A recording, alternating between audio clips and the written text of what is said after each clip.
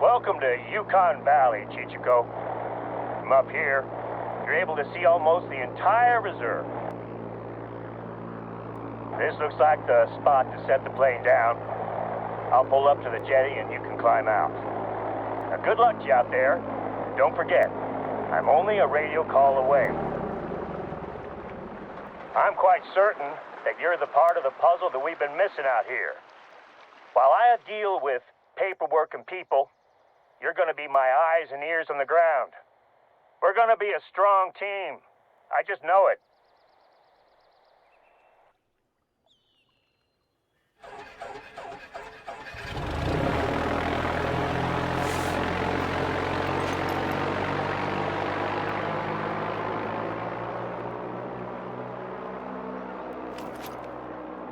Enjoy your time out in the reserve. Confident that someone of your ability will find their way around, no problem. I look forward to seeing the results of your hunt.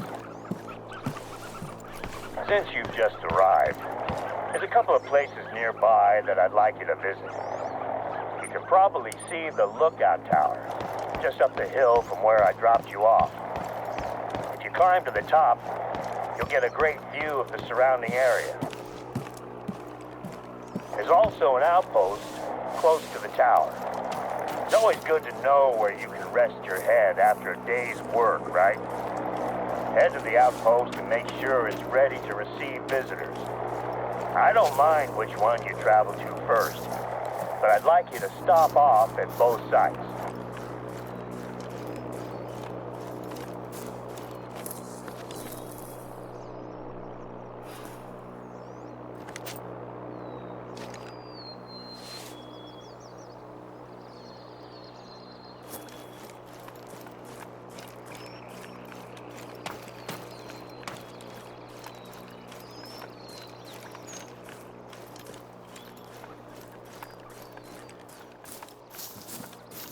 Once you're up top, enjoy the view.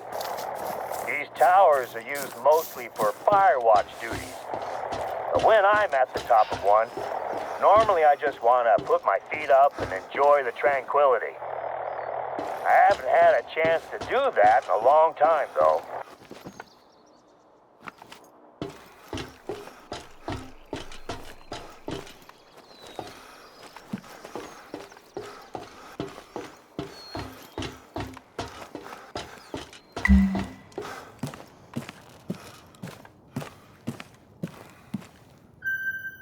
You at the top? Can you see the outpost from there? I normally do a routine check of an outpost after we've had visitors. All it takes is a forgotten half-eaten sandwich, and suddenly you have curious animals coming to investigate. Bears are temperamental neighbors, and you don't want them knocking on the door asking to borrow some sugar.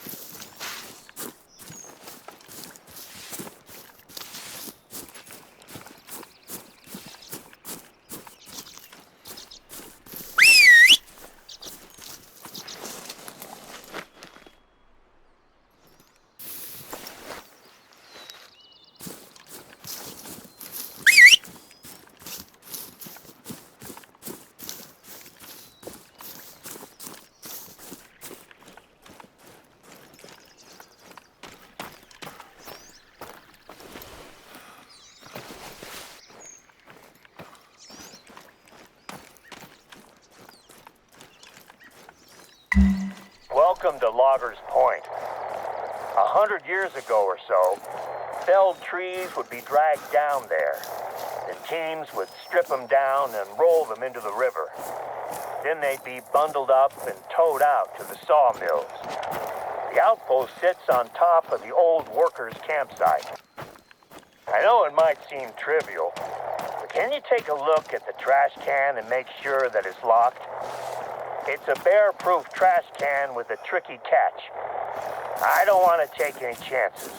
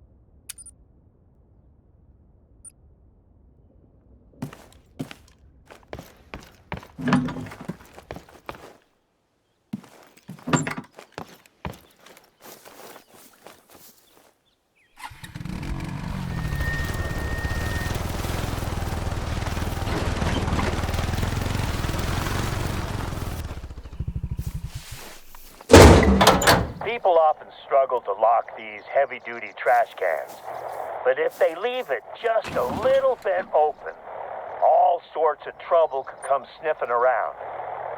I think we got lucky this time. Thanks for taking care of that. Oh, one last thing. Before you move on, can you take a look at the firewood inside the cabin?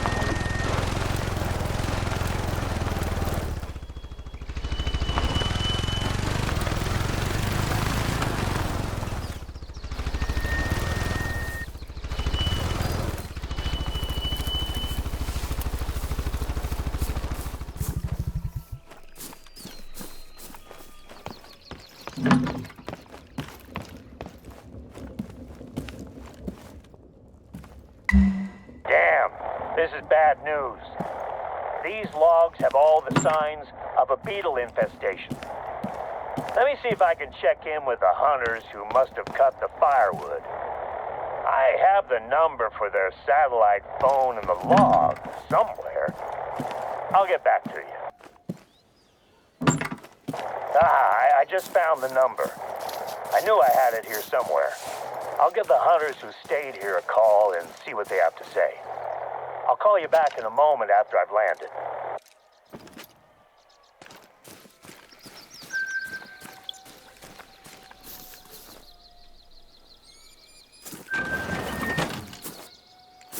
No answers from the hunters yet. I'll keep trying. There's an outpost in the forest to your northwest. If you follow the trail, you'll find it. I have a hunch that... Oh, phone's ringing. I'll call you back when I get some answers from these guys about where they cut the wood. Head to the forest outpost in the meantime. I'll bet that's where they were.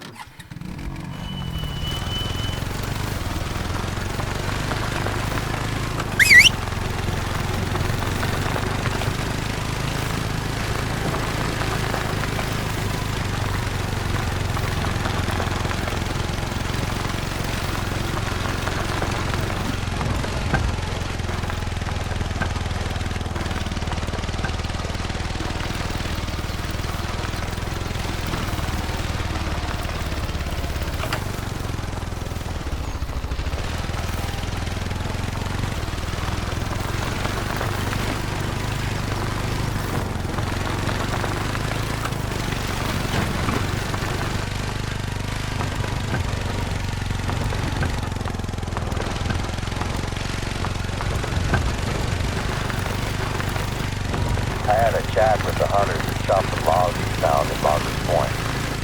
Turns out that the cabin had been out of firewood, so they'd gone looking for a fallen tree to carve up. We were now in the same forest they were when they found our beetle-infested tree. Hey, I see you're near the forest outpost. Once you get up there, take a look in the cabin.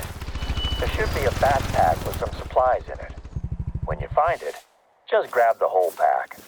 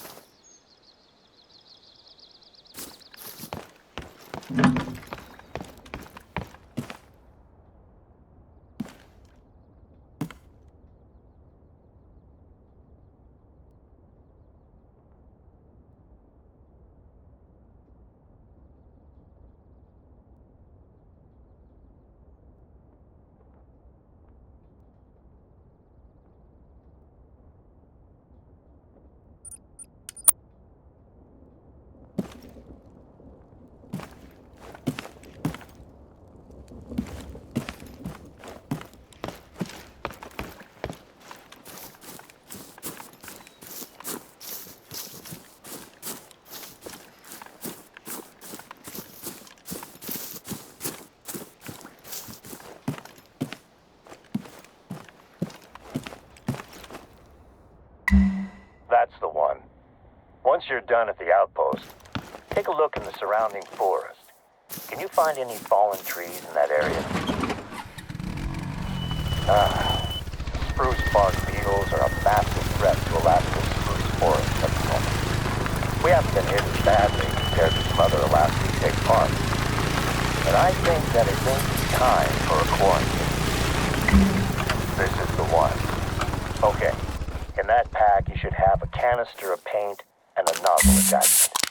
Use them to paint a big pink X on the tree. And let's take a look around to make sure the beetles haven't started to spread. If you see a spruce in the immediate vicinity, so once you find a fallen tree, I want you to take a look at its bark. And our forestry team will come out and take care of it. If so, if it's probably not the tree we're looking for, they can just spray it with pesticides to protect it. If it's already infested, Then they'll cut it down and haul it away for burning.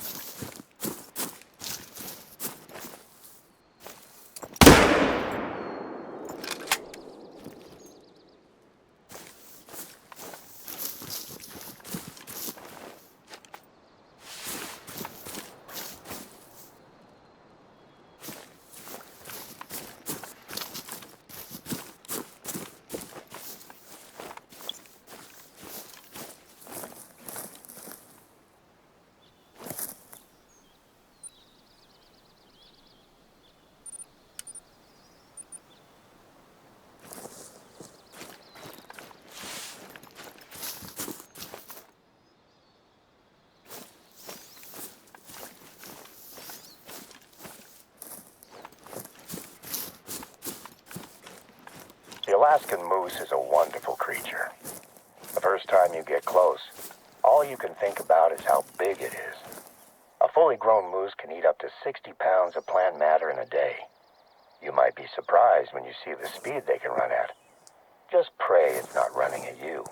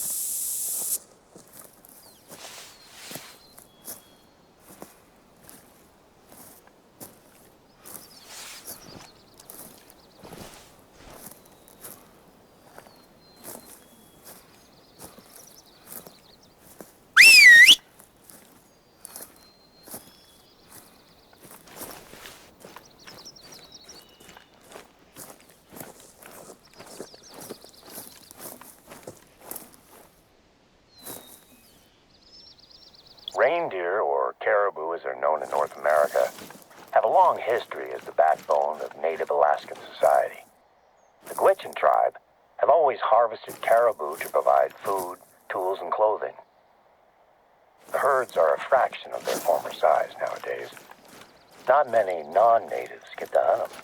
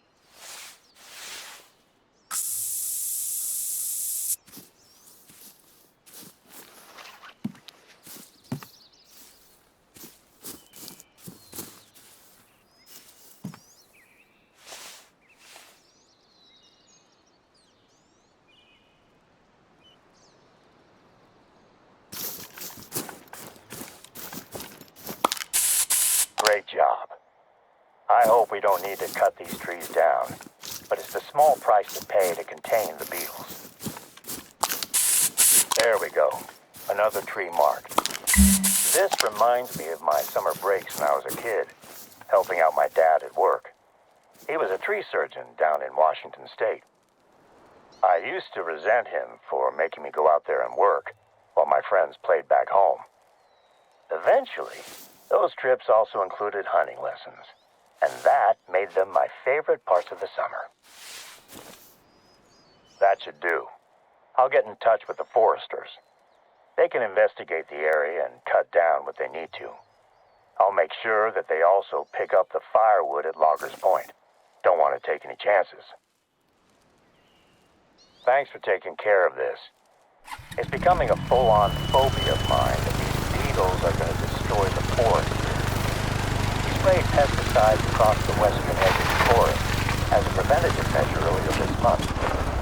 But any new chemicals in the air, soil, or water make me uneasy.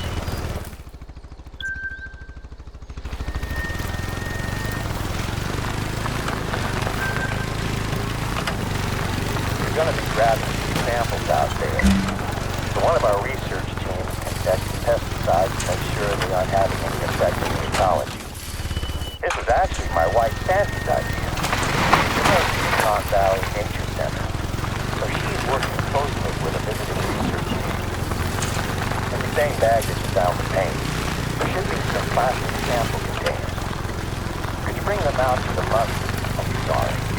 I mean wetlands. Muskeg is the word we use up here in Alaska. Welcome to Yukon Valley's wetlands. The last time I brought both of my daughters here to spot birds, they told me that all the bird spotting in the world wasn't worth the smell. Turned out that a bear had left a rotting moose carcass in the summer sun.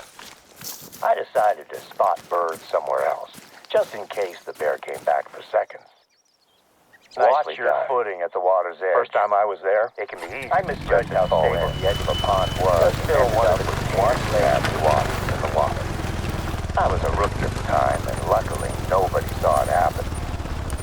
Can you grab a second sample from a body of water slightly further away from the forest? The pesticides we're using on the forest to prevent beetle infestation are effective, but I still have my doubts about the effects on other wildlife. Flats are one of our most biodiverse species, so I can't risk introducing anything dangerous to the water or the food chain. When you take some samples from the water side of the forest first, we sprayed a section of the forest's western edge last month, so I want to know if anything's changed.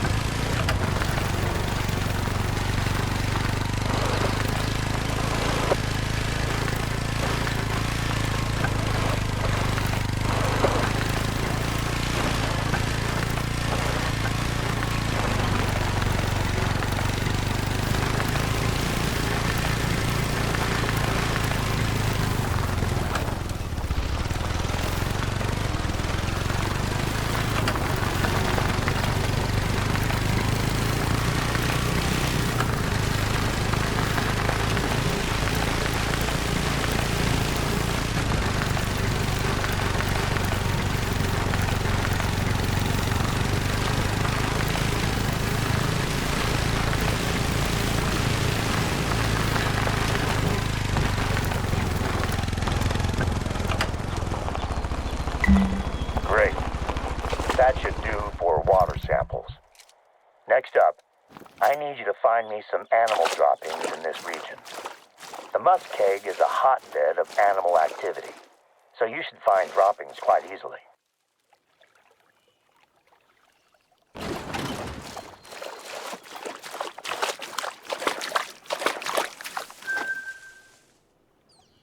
If the pesticides have drifted out to the flat, I want to know if it's making it into the food chain. It's been a month since we sprayed, so there's been plenty of time for the pesticides to get out here.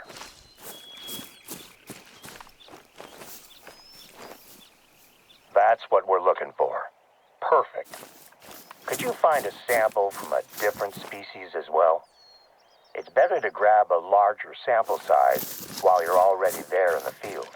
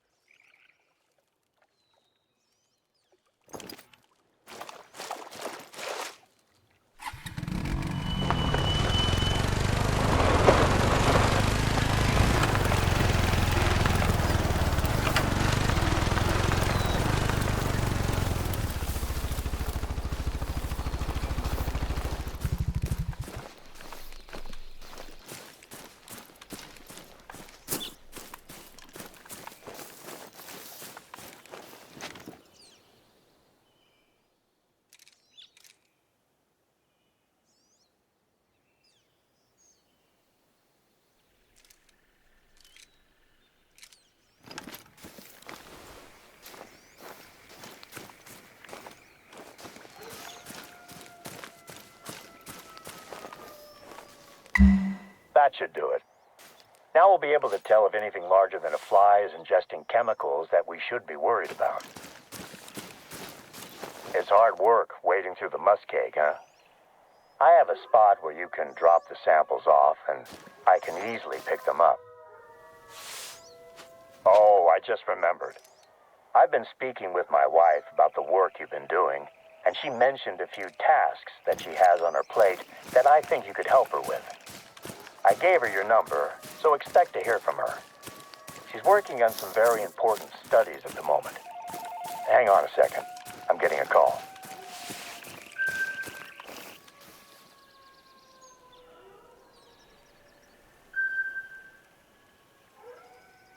Okay, I'm back. Slight change of plans. Before you drop off the samples, I need you to grab a hatchet from the outpost at the western edge of the flats.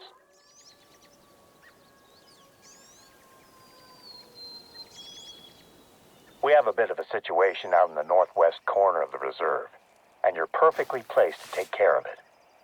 It looks like storms have weakened the roots of a tree, which is about to collapse onto the train tracks. Let me know when you grab the hatchet.